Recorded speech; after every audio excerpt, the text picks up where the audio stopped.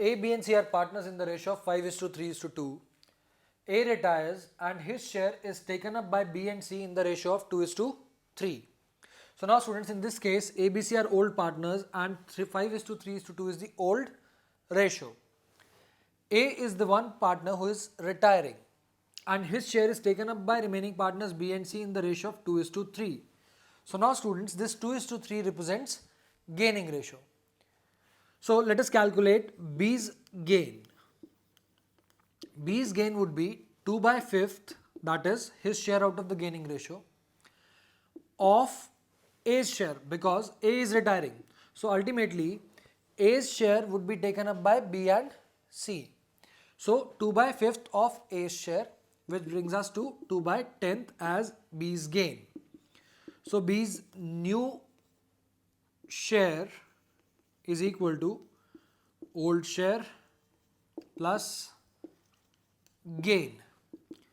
B's old share is 3/10 plus his gain is 2/10. That means his new share is 5/10. Coming to C. C's gain is 3/5, that is the amount that he is gaining, of A's share. A's share is 5/10. That means he is gaining 3/10.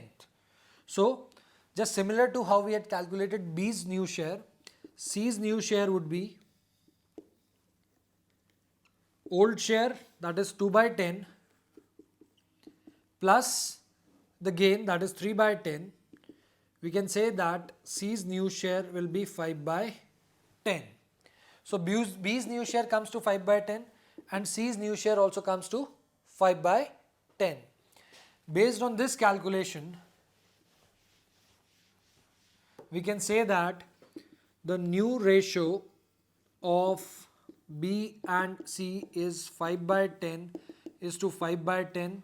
10 being the common denominator, you can remove it, that is 5:5. Cancelling the common factors, the new ratio comes to 1:1.